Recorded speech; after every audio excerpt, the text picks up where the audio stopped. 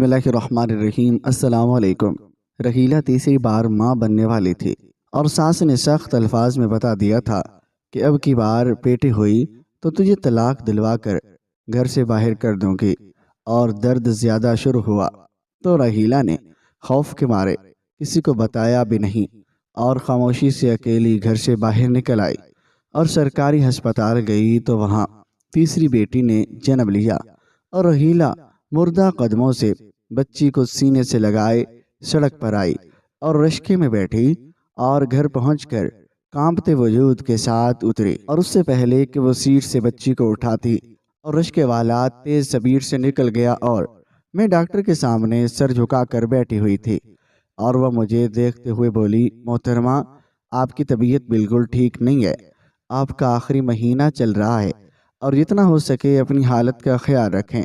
اور کسی بھی قسم کی پریشانی کو سر پر سوار کرنے کی ضرورت نہیں ہے، اور آپ کی حالت اس بچے میں بالکل بھی ٹھیک نہیں ہے۔ اور میں کچھ کہتی اس سے پہلے ہی وہ بولی تھی، اور آپ الٹرا ساؤنڈ کی ڈاکٹر کے ساتھ بحث کیوں کر رہی تھی؟ اور آپ اچھی طرح جانتی ہیں ہم نہیں بتاتے بیٹا ہے یا بیٹی، اور یہ اللہ کا نظام ہے، اور جب آپ کی اولاد آئے گی اور تب آپ کو پتہ چل جائے گا۔ اور ڈاکٹر مزید کچھ کہتی اور اس سے پہلے ہی میں اس کے آگے ہاتھ جوڑتے ہوئے بولی تھی، مجھے معلوم ہے ڈاکٹر صاحبہ، ہمارے پاکستان میں اس بات کو بہت نامناسب سمجھا جاتا ہے، لیکن میرا مسئلہ مختلف ہے۔ میری ساس کا کہنا ہے اگر اس بار بھی بیٹی پیدا ہوئی تو وہ میری بچی کو زندہ نہیں چھوڑے گی، اور اس لیے میں چاہتی ہوں اگر میری بیٹی پیدا ہو جائے تو اس سے پہلے ہی میں اس کا بندوبست کر دوں، اور میں اپنی بچی کو مارنا نہیں چاہتی۔ میری بات سن کر ڈاکٹر نے افسوس سے مجھے دیکھا تھا اور سر نفی میں ہلاتے ہوئے بولی تھی، معاف کرنا مگر ہم پھر بھی آپ کو نہیں بتا سکتے، یہ ہمارے اصول کے خلاف ہے۔ اللہ آپ کو صبر دے اور آپ کی بیٹی کو تا حیات سلامت رکھے۔ اور انہوں نے چند اوائیں پرچی پر لکھی تھی اور میری طرف پرچی بڑھا دی تھی، اور میں نے ایک گہری سانس ہوا کے سپرد کی تھی اور آنکھوں میں آئے ہوئے آنسوؤں کو اپنے اندر ہی انڈیل لیا تھا اور خاموشی سے باہر کی طرف بڑھ گئی تھی، اور میرا دل خون کے آنسو رو رہا تھا، اور زندگی اتنی مشکل ہو سکتی ہے میں نے کبھی تصور بھی نہیں کیا تھا، اور میں نے پرچی کو باہر آ کر پھینک دیا تھا۔ میرے پاس اتنے پیسے نہیں تھے کہ میں ہر چکر پر لکھنے والی دوا خریدوں، اور راستے پر چلتے ہوئے بھی میری آنکھوں سے آنسو بہنا شروع ہو گئے تھے، اور خدا تعالی نے مجھے 2 پھول عطا کیے تھے اور دونوں ہی اللہ کی رحمتیں تھے، اور میری ساس نے صاف کہہ دیا تھا اگر اس بار بھی بیٹی پیدا ہوئی تو یاد رکھنا میں تمہیں اس گھر میں بالکل بھی جگہ نہیں دوں گی، اور یہی چیز میرے ڈر کو ہوا دے رہی تھی۔ میرا دل بہت زیادہ پریشان تھا، نہ جانے اب کیا ہوگا، کیونکہ جتنے بھی لوگ مجھ سے ٹکرا رہے تھے اور سب نے ایک بات کہی تھی، آپ کی بیٹی لگتی ہے، اور یہی چیز مجھے بہت خوف زدہ کر رہی تھی۔ دونوں بیٹیوں والا حال ہی ابھی محسوس ہو رہا تھا۔ تھوڑی دور جا کر میں نے اپنا رخ شکیلہ باجی کے گھر کی طرف موڑ لیا تھا، اور ان کی بیٹی کے پاس اسمارٹ فون تھا اور میں اپنے شوہر سے رابطہ کرنا چاہتی تھی، ہر حال میں ان کو اپنی کنڈیشن بتانا چاہتے تھے۔ میرے شوہر نے کئی بار میرے لیے موبائل فون بھیجا تھا اور تاکہ ہم دونوں میاں بیوی ایک دوسرے سے رابطے میں رہیں، لیکن میری ساس نے وہ موبائل کا بھی مجھ تک پہنچنے ہی نہیں دیا تھا، اور وہ کام کے سلسلے میں بیرون ملک ہی رہتے تھے اور سال میں صرف 2 چکر ہی لگا پاتے تھے، اور میں ایک مختصر مسافت طے کر کے شکیلہ باجی کے گھر پہنچ گئی تھی، اور مجھے دیکھتے ہی وہ لوگ کھیل اٹھے تھے، اور میری بہن نے فوراً مجھے گلے سے لگا لیا تھا اور چارپائی پر بیٹھتے ہوئے بولی تھی، ہائے اللہ تم کیوں آ گئی، مجھے بتا دیتی اور میں تم سے ملنے کے لیے آ جاتی، اس حال میں بے وجہ تم نے اتنا سفر کیا۔ جبکہ میں ان کو دیکھتے ہوئے بولی تھی، ڈائریکٹ ہسپتال سے آ رہی ہوں، آپ کا گھر قریب تھا اور یہاں چلی آئی، اور اپنی بینش کہاں پر ہے؟ وہ بولی کیوں، کیا ہوا؟ جبکہ میں نے فوراً ہی دھیرے دھیرے انہیں اپنی پریشانی بتانا شروع کر دی تھی۔ میری باتیں سن کر انہوں نے افسوس سے سر جھٹکا تھا اور بینش کو ہلانے کے لیے اندر چلی گئی تھی، اور مجھے معلوم تھا کہ کوئی بھی میری پریشانی میں میرا ساتھ نہیں دے گا، کیونکہ میں نے اپنے شوہر سے پسند کی شادی کی تھی، اور شادی کے وقت میری ساری بہنوں نے مجھے سمجھایا تھا کہ تمہاری ساس ہر معاملے میں تمہیں بولے گی اور اسی لیے بہتر ہے کہ شادی نہ کرو۔ مگر میں سدا کی ضدی سب کی باتوں کو نظر انداز کر کے اپنے شوہر کو قبول کر چکی تھی، اور یہی میری زندگی کی سب سے بڑی خطا ثابت ہوئی تھی۔ شادی کے 2 مہینے بعد ہی وہ بیرون ملک چلے گئے تھے اور میں بالکل تنہا ان کی ماں کے پاس رہ گئی تھی، جو میرا دن رات سکون غارت کر رہی تھی۔ تھوڑی دیر بعد بینش باہر آئی اور تو میں اس کو دیکھتے ہوئے بولی تھی، اپنے فون سے اپنے خالو کی بات مجھ سے کروا دو، بہت دن ہو گئے ہیں۔ میری بات سن کر وہ میرے برابر میں ہی بیٹھ گئی تھی اور اب اپنے اسمارٹ فون کے ذریعے انہیں کال کرنے لگی تھی کہ تھوڑی دیر بعد ہی انہوں نے فون ریسیو کر لیا تھا،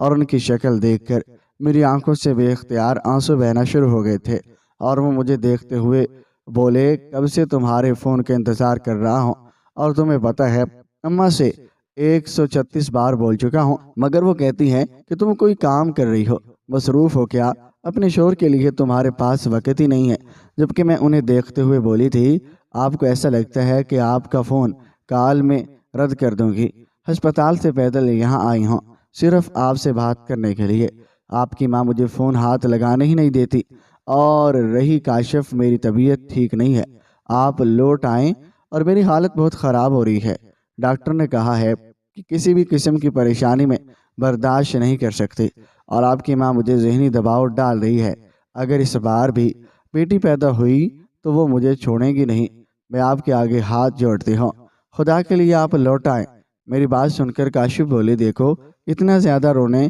یا گھبرانے کی ضرورت نہیں ہے، اور رہی ٹینشن کی بات، اور مجھے بھی ہو رہی ہے، تم اچھی طرح جانتی ہو جس گھر میں تم اور بچیاں رہتی ہیں وہ گھر اماں کا ہے، اور ان کی شروع سے ہی خواہش ہے کہ ان کا پوتا ہو، اور میں یہ نہیں کہتا کہ لازمی لڑکا ہونا چاہیے، مگر دعا کرو کہ لڑکا ہو جائے، کیونکہ اماں نے صاف کہا ہے اگر اس بار بھی بیٹی پیدا ہوئی تو نہ وہ بیٹی کو قبول کریں گے اور نہ ہی تمہیں۔ میں نہیں چاہتا کہ ہم دونوں کے درمیان یہ خوبصورت رشتہ ختم ہو۔ میں اپنی مرضی ماں کے آگے بے حد مجبور ہوں، اور ان کی بات سن کر مجھ پر سکتہ طاری ہو گیا تھا، اور میں کچھ کہتی اس سے پہلے ہی میری بہن نے مجھ سے موبائل چھین لیا تھا، اور میرے شوہر کو دیکھتے ہوئے بولی تھی، شرم آنی چاہیے آپ کو، اس لیے ہم نے اپنی بہن آپ کے حوالے کی تھی، آپ اس وقت میں اس کو یہ باتیں کہیں، اگر بیٹا پیدا ہوا تو ہی تو مجھے گھر میں رہو گی، ورنہ ہم رشتہ ختم کر لیں گے۔ بیٹا بیٹی پیدا کرنا کیا اس کے اختیار میں ہے، اور آپ کا دماغ ٹھیک ہے؟ جبکہ میرے شوہر دوسری طرف سے فون بند کر چکے تھے، اور میں نے اپنا سر دونوں ہاتھوں میں گرا لیا تھا، اور یہ کیسی مصیبت میرے سر آن پہنچے تھے، اور میرا دم گھٹنے لگا تھا۔ میری بہن نے مجھے سینے سے لگایا تو میں بے اختیار بلک اٹھی تھی، اور وہ مجھے تھپ تھپاتے ہوئے بولی، تم پریشان نہ ہو، اللہ تعالیٰ بہت بڑا ہے، اور اس نے تمہارے لیے بھی کچھ سوچ رکھا ہوگا، اور جب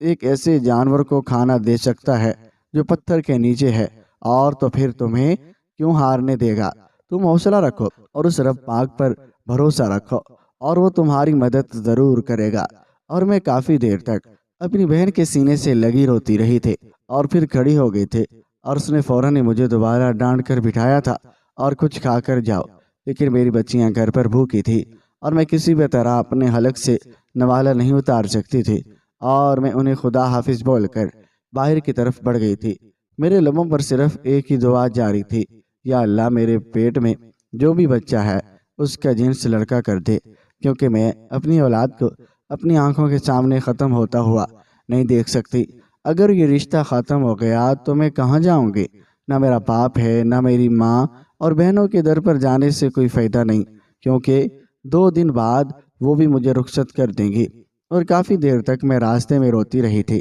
اور پھر تھک ہار کر ایک رشکہ روک لیا تھا، کیونکہ مجھ میں اتنی ہمت اور طاقت نہیں تھی اور میں اتنی دور جا پاتے، اور اس کو راستہ سمجھا کر میں نے آنکھیں بند کر لی تھی۔ تقریباً آدھے گھنٹے بعد اس نے رشکہ روکا، اور میں نے آنکھیں کھولی تو دروازے کے پاس سے اس نے مجھے اتارا تھا۔ پیسے دے کر میں اندر داخل ہو گئی تھی، اور ابھی میں آگے بڑھتی اس سے پہلے ہی میری بیٹیوں کی رونے کی آواز سنائی دی تھی، اور پھر تیرا دل دھڑکنا بھول گیا تھا، اور میں فوراً جلدی جلدی قدم اٹھاتی ہوئی اپنے کمرے میں آئی تھی، جبکہ سامنے کا منظر دیکھ کر میرا دل پھٹنے کے قریب آ گیا تھا۔ میری چھوٹی بیٹی کے سر سے خون نکل رہا تھا، جبکہ بڑی بیٹی روتے ہوئے اس کا خون روکنے کی کوشش کر رہی تھی۔ میرا دل دہل اٹھا تھا اور میں فوراً ان دونوں کی طرف بڑھی تھی اور اپنا دوپٹہ فوراً اپنی چھوٹی بیٹی کے سر پر رکھا تھا، اور میں کچھ کہتی ہوں اس سے پہلے ہی بڑی بیٹی روتے ہوئے بولی تھی، اماں، دادو نے ہم دونوں کو بہت مارا ہے۔ ہم باہر کھیلنے کے لیے چلے گئے تھے اور مگر جب لوٹ کر آئے تو دادو نے چھوٹی کو پائپ سے مارا، اور جس کی وجہ سے اس کا سر پھٹ گیا ہے، اور میں نے دادو کو بتایا کہ اس کے سر سے خون نکل رہا ہے تو انہوں نے مجھے بھی مارا۔ آپ دیکھیے نا میرے ہاتھ پر کتنے نیل آ گئے ہیں، اور اس کے ہاتھ دیکھ کر میرا کلیجہ منہ کو آیا تھا، اور میں نے فوراً ہی فی الحال اپنی بیٹی کا خون منجن وغیرہ لگا کر روک دیا تھا، اور اب اسے ہسپتال کی طرف لے جا رہی تھی تاکہ ٹانگ کے بغیر کا مسئلہ ہو تو ڈاکٹر دیکھ لے۔ مگر خدا کا شکر تھا کہ ایسا کوئی نقصان نہیں ہوا تھا، اور انہوں نے بھی پٹی وغیرہ باندھ دی تھی، اور میرا ارادہ اپنی ساس سے لڑنے کا تھا، لیکن مجھے معلوم تھا اگر میں نے انہیں ایک لفظ بھی کہا تو بے وجہ گھر میں ہنگامہ ہو جائے گا، اور میں کسی بھی قسم کا ہنگامہ نہیں چاہتی تھی۔ تھوڑی دیر بعد میں جب اپنی بیٹی کو لے کر گھر میں داخل ہوئی تو میرے لیے ایک نیا محاذ کھڑا ہوا تھا۔ وہ مجھے دیکھتے ہی شروع ہو گئی تھی، بوڑھی عورت کا خیال ہی نہیں ہے، اور میں نے صبح سے کھایا کچھ نہیں ہے، اور اپنی بیٹیوں کو لے کر سیر سپاٹے کے لیے نکلی ہو، شرم آنی چاہیے، اس لیے میرا بیٹا تمہیں یہاں چھوڑ کر گیا ہے۔ ان کی بات سن کر میں نے نم آنکھوں سے ان کی طرف دیکھا تھا اور بے اختیار بولی تھی، شرم آپ کو آنی چاہیے امی، آپ نے اتنی چھوٹی بچی کا سر پھاڑ دیا اور آپ ایک دفعہ اسے دیکھ بھی نہیں رہی۔ خدا نہ خواستہ اگر خون نکل کر اسے کچھ ہو جاتا تو ہم کیا کرتے؟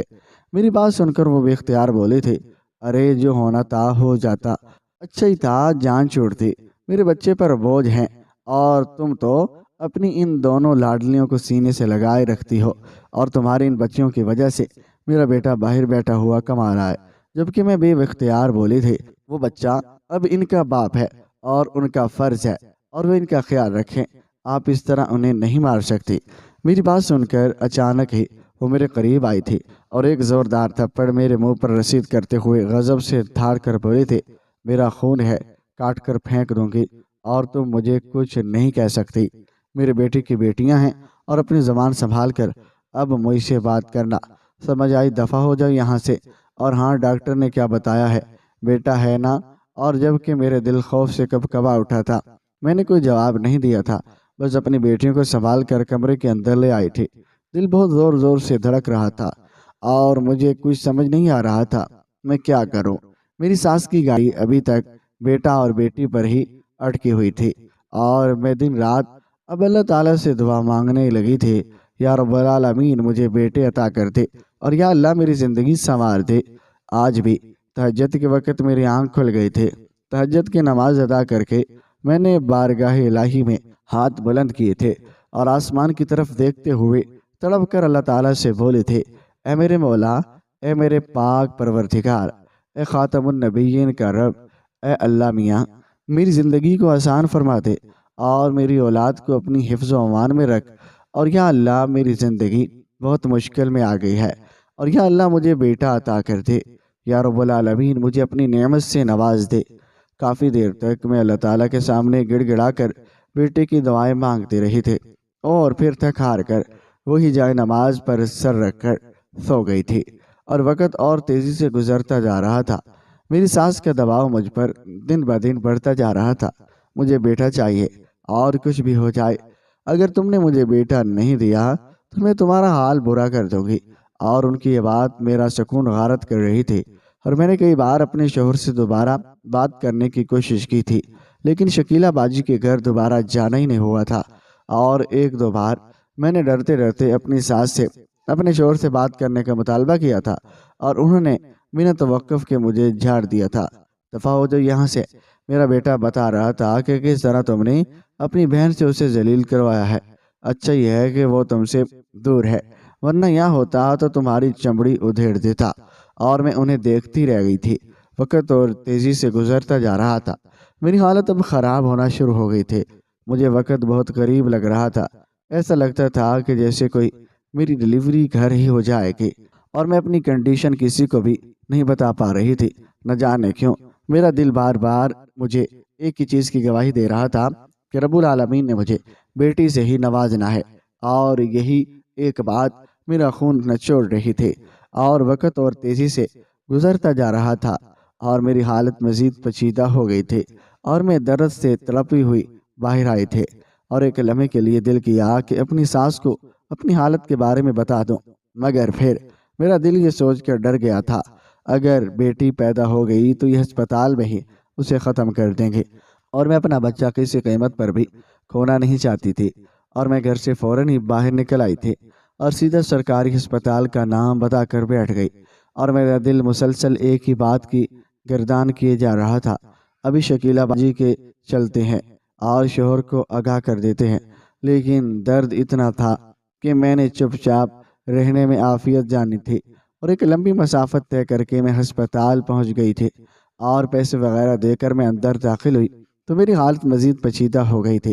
اور میں وہیں زمین پر بیٹھ گئی تھی، اور درد سے میری جان نکل رہی تھی، اور میری آنکھیں اب دھیرے دھیرے بند ہونا شروع ہو چکی تھی، اور میں کب وہیں گر گئی، بے ہوش ہو گئی، اور مجھے کچھ پتہ نہیں چلا تھا، اور میری آنکھیں تقریباً آدھے گھنٹے بعد کھلی تھی، اور ڈاکٹر سامنے ہی کھڑی ہوئی میرا چیک اپ کر رہی تھی، اور میں ان کو دیکھتے ہوئے بولی، میرے بچے کو کچھ نہیں ہونا دینا، اور بیٹی ہو یا بیٹا مجھے صحیح سلامت دینا، جبکہ وہ ڈاکٹر مجھے دیکھتے ہوئے بولی، ہاں ہاں آپ بے فکر رہیں، اب آپ کو ہم بے ہوش کا انجیکشن دینے لگے ہیں، اور چند لمحے بعد میری آنکھیں بند ہونا شروع ہو گئی تھی، اور مجھ پر مکمل بے ہوشی طاری ہو گئی تھی، اور میری آنکھیں تقریباً ایک گھنٹے بعد کھلی تھی، اور میرے برابر میں ایک ننھا پھول رکھا ہوا تھا، اور میں اس کو دیکھتے اس سے پہلے ہی نرس نے مجھے ایک دل دہلا دینے والی خبر دی تھی، آپ کے گھر بیٹا نہیں، اس بار بھی بیٹی ہی پیدا ہوئی ہے،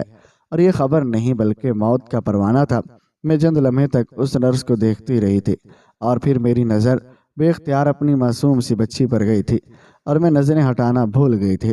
اتنی خوبصورت بچی، میں حیران رہ گئی تھی۔ اللہ تعالیٰ اس طرح بھی مہربان ہوتا ہے، اور میں نے تصور بھی نہیں کیا تھا کہ کافی دیر تک میں اس کو نہارتی رہی تھی، اور پھر میری آنکھوں سے بے اختیار آنسو بہنا شروع ہو گئے تھے، کیونکہ مجھے معلوم تھا اب ایک نیا محاذ کھڑا ہونے والا ہے، میری زندگی تباہ ہونے والی ہے، اور کافی دیر تک میں وہیں لیٹی رہی، اور 2 گھنٹے بعد ڈاکٹر نے مجھے ڈسچارج کر دیا تھا، اور میں نارمل ڈیلیوری تھی، اور اسی لیے انہوں نے زیادہ مجھے نہیں روکا تھا۔ ہسپتال کے سامنے سے ہی رشکہ روک کر میں بیٹھ گئی تھی، حالت اتنی عجیب ہو رہی تھی، اور بچی مجھ سے گود میں نہیں اٹھائی جا رہی تھی، اور میں نے اپنی بچی کو رشکے میں ہی لٹا دیا تھا، اور اس کے سینے پر ہاتھ رکھ کر خاموشی سے باہر کے منظر دیکھنے لگی تھی، اور ایک مختصر مسافت کے بعد گاڑی میرے گھر کے سامنے رکی تھی، اور میں نے بہت مشکل سے اپنے قدم نیچے رکھے، اور اب میں اپنی بیٹی کو اٹھانے ہی لگی تھی کہ جب اچانک اس رشکے والے نے ایک نگاہ میرے چہرے پر ڈالی تھی،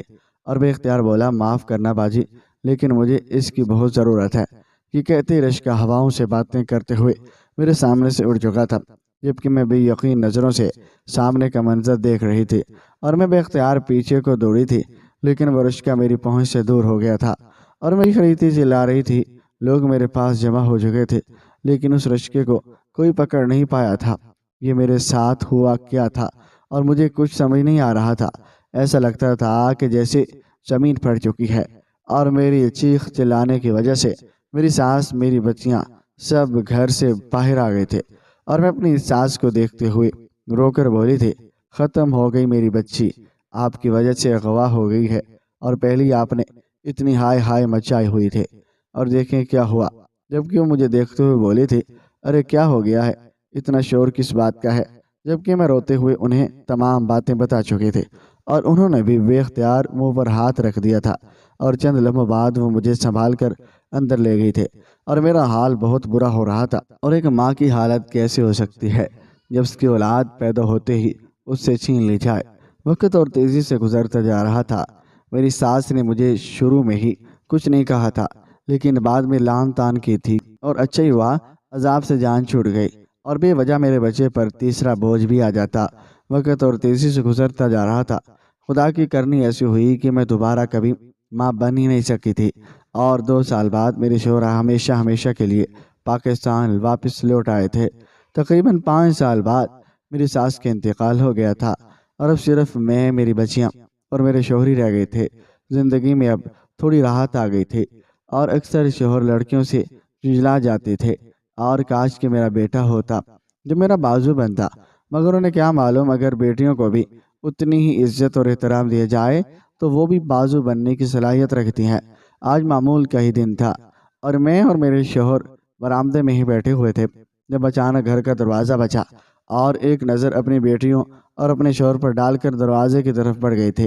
اور میں نے ایک دو بار پوچھا کون ہے، لیکن جواب نہیں آیا تھا۔ میں نے سر جھڑک کر اب دروازہ کھول دیا تھا، پھر سامنے کا منظر دیکھ کر ایسا لگتا تھا کہ جیسے آسمان میرے سر پر آن گرا ہو۔ سامنے کوئی اور نہیں بلکہ وہی 15 سال پرانا رشکے والا کھڑا ہوا تھا، اور اس کی شکل تو میں ہزاروں کی بھیڑ میں بھی پہچان سکتی تھی۔ میں کچھ کہتی اس سے پہلے ہی اس کے پیچھے سے ایک بہت ہی خوبصورت ہو بہو میری چھوٹی بیٹی کی شکل والی لڑکی سامنے آئی تھی، اور میں کچھ کہتی اس سے پہلے ہی اس نے میرے آگے مٹھائی بڑھائی تھی اور مجھے دیکھتے ہوئے بولی، مٹھائی نہیں کھائیں گے امی، آج آپ کی بیٹی نے میٹرک کا امتحان فرسٹ ڈویژن سے پاس کیا ہے۔ اور جبکہ میں ایسی ہو گئی تھی کہ کاٹوں تو بدن میں لہو نہیں۔ میرے شوہر بھی اب باہر آ چکے تھے اور سامنے کھڑی لڑکی کو وہ بھی دیکھ حیران رہ گئے تھے، اور میں کچھ بولنے کی صلاحیت ہی کھو بیٹھی تھی، اور وہ رشکے والا میرے آگے ہاتھ جوڑتے ہوئے بولا، مجھے میری اس خطا کے لیے معاف کر دیں۔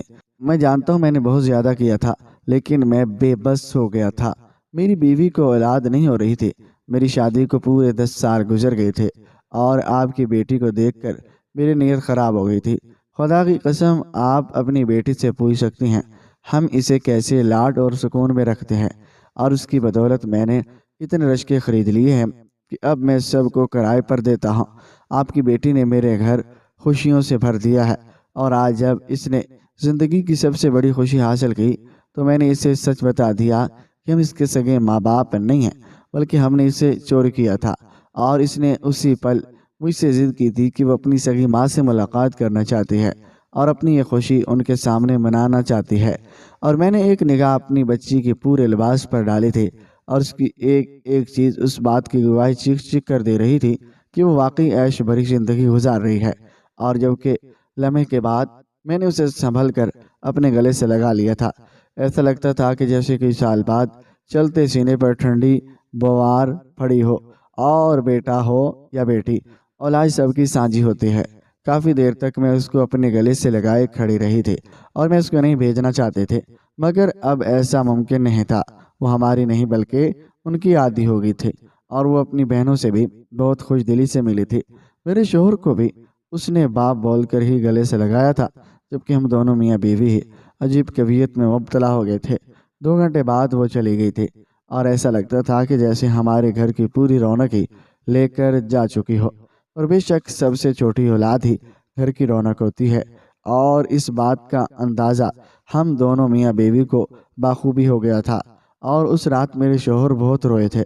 اور انہوں نے مجھ سے خوب معافیاں مانگی تھے۔ بے وجہ میں اپنی بیٹیوں سے ساری زندگی جلتا رہا، اور انہیں ایک سکون بھری زندگی دے ہی نہیں پایا، اور اسے دیکھو اس نے سکون بھری زندگی پاتے ہی ہم سب کا نام روشن کر دیا۔ اور میں نے اپنی پوری زندگی میں صرف ایک ہی سبق سیکھا ہے، جس چیز کی آپ قدر کھو دیتے ہو اور جس کو آپ صرف اور صرف ایک سامان کی طرح سمجھتے ہو، اللہ وہ نعمت آپ سے چھین لیتا ہے۔ ناظرین، یہ تصویر ایک ایسے معاشرتی المیہ کی عکاسی کرتی ہے جس میں ایک ماں اپنے 3 ننھے بچوں کے ساتھ بے بسی کے عالم میں کھڑی رو رہی ہے، اور اس کے آنسو نہ صرف اس کی دکھ کی داستان سناتے ہیں بلکہ معاشرے کی بے حسی، غربت، ظلم، محرومی اور ماں کے درد کو بھی نمایاں کرتے ہیں۔ اور وہ ماں جو اپنی زندگی کا ہر لمحہ اپنے بچوں کے لیے قربان کر دیتی ہے، آج اپنے ہی بچوں کے سامنے بے بس کھڑی ہے، اور اس کی آنکھوں سے بہتے آنسو اور خوابوں کا جنازہ جو اس نے اپنے بچوں کے بہتر مستقبل کے لیے دیکھے تھے، اور 3 چھوٹے بچے جن کی عمریں محض 3، 2 اور 4 سال ہیں، اپنی معصوم نگاہوں سے اپنی ماں کو روتا ہوا دیکھ رہے ہیں، لیکن وہ یہ نہیں جانتے کہ ان کی ماں کیوں رو رہی ہے، اور کیوں وہ ابھی اتنے بڑے نہیں کہ دنیا کے دکھوں کو سمجھ سکیں۔ شاید ان کے لیے ماں کا چہرہ دنیا کی سب سے خوبصورت اور محفوظ ترین جگہ ہے، مگر جب ماں ہی ٹوٹ جائے تو بچوں کا تحفظ کہاں باقی رہتا ہے۔ اور یہ ایسا المیہ ہے جو روزانہ ہزاروں گھروں میں جنم لیتا ہے، اور جہاں مرد محنت کی تلاش میں ناکام ہو جاتا ہے اور یا چھوڑ کر چلا جاتا ہے، اور یا بے فکری میں گھر کو برباد کر دیتا ہے، اور ماں اور اپنے بچوں کے ساتھ اکیلی رہ جاتی ہے۔ زمانوں کے تانے، فاقوں اور محرومیوں کا بوجھ اٹھاتے اس سے ماں کے آنسو صرف اس کی ذاتی تکلیف کی ترجمانی نہیں کرتے، بلکہ وہ پورے سماج کی ضمیر پر ایک تھپڑ کے مانت ہے جو ہر بے حس انسان کو جھنجھوڑتے ہیں۔ کیا ہم اتنے سنگ دل ہو چکے ہیں، ایک روتی ہوئی ماں اور معصوم بچوں کو بھی نظر انداز کر دیتے ہیں؟ ان بچیوں کا قصور کیا تھا؟ ان کی ماں نے کون سا جرم کیا تھا اور جو وہ اس حال کو پہنچی؟ کیا صرف غربت؟ کیا صرف بے سہارا ہونا؟ اور کیا معاشرہ، ریاست، رشتہ دار، ہمسائے سبھی اندھے اور بہرے ہو چکے ہیں؟ اور ایک ماں جو ہر رات اپنے بچوں کے لیے دعاؤں میں آنسو بہاتی ہے، اور جو بھوکی سو کر بچوں کا پیٹ بھرتی ہے، اور جو سڑک پر کھڑے ہو کر اپنے وقار کو قربان کر دیتی ہے، شاید کسی رحم دل انسان کا دل پیس جائے اور وہ آخر کب تک لڑتی رہے گی۔ اور یہ سبق ہمیں یہ سوچنے پر مجبور کرتا ہے کہ ہمارا مذہب، ہماری ثقافت، ہمارا ضمیر کہاں سو چکا ہے۔ اگر ہم میں سے ہر شخص ایک ایسی ماں کے آنسو پونجنے کی کوشش کرے تو شاید ہم نہ صرف ایک خاندان کو بچا سکتے ہیں، بلکہ آنے والی نسلوں کو محرومی اور غربت کے اندھیروں سے نکال سکتے ہیں۔ اس سبق کا مقصد ہمیں احساس دلانا ہے، اور ہر روتی ہوئی ماں صرف اپنی نہیں، پوری انسانیت کی شکست ہے۔ اگر ہم نے آج ان آنسوؤں کی قدر نہ کی تو اور کل کو ہماری اولاد بھی اسی اذیت کا شکار ہو سکتی ہے۔ ماں کا دکھ سب سے بڑھ کر دکھ ہے، اور اس کے آنسو سب سے قیمتی دعا۔ اور یہ سبق ہمیں یہ بھی سکھاتا ہے کہ ہمیں ضرورت مندوں، خاص طور پر خواتین اور بچوں کی مدد میں پہل کرنی چاہیے، کیونکہ ایک عورت جب بچوں کے سامنے ٹوٹتی ہے تو صرف ایک گھر نہیں، ایک پوری نسل ٹوٹ جاتی ہے۔ ہمیں اپنے ارادوں پر نظر رکھنی چاہیے، ارد گرد، اور اپنے ضمیر کو جگانا چاہیے، اور جہاں کہیں بھی ہمیں ایک ماں کے آہ سنائی دے اور وہاں رک کر اس کے آنسو پونجنے کی کوشش کرنی چاہیے، کیونکہ کسی کی مدد کرنا صرف احسان نہیں بلکہ انسانیت کا فرض ہے۔ ایک چھوٹا سا عمل، ایک چھوٹا سا سہارا، ایک چھوٹا سا کھلونا اور یا روٹی کا نوالا کسی بچے کے چہرے پر مسکراہٹ لا سکتا ہے، اور کسی ماں کو امید دے سکتا ہے کہ دنیا ابھی مکمل ہے اور بے حس ہوئی نہیں ہے۔ اور ماں کے آنسو انسان کو جھنجھوڑ کر رکھ دیتے ہیں، اور یہ سبق ہمیں یہ سکھاتے ہیں کہ درد بانٹنے سے کم ہوتا ہے، اور دکھ سننے سے دل ہلکا ہوتا ہے، اور کسی کے ساتھ چند قدم چلنے سے اسی زندگی کی راہوں پر دوبارہ کھڑا ہونے کا حوصلہ ملتا ہے۔ ہمیں اپنے کردار، عمل اور نیتوں کو بدلنے کی ضرورت ہے، تاکہ ہم ایسے مناظر کو صرف تصویروں میں نہیں دیکھیں بلکہ ان کی حقیقت کو سمجھیں اور ان کا حل تلاش کریں۔ معاشرے کی بھلائی انسانیت کی بقا اور مستقبل کی بہتری کا راستہ ہے، اور اسی وقت نکلے گا اور جب ہم اپنے اندر کے انسان کو جگائیں گے اور روتی ہوئی ماں کو سہارا دینے کو اپنی زندگی کا مقصد بنائیں گے۔ ناظرین، آپ کو آج کی ہماری یہ کہانی کیسے لگی؟ کمنٹ باکس میں اپنی قیمتی رائے کا اظہار ضرور کیجیے گا۔ ویڈیو پسند آئے تو ویڈیو کو لائک اور دوسروں کے ساتھ